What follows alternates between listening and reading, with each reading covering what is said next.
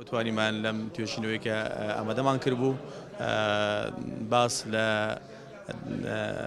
سەردەمی هەڵاویستانی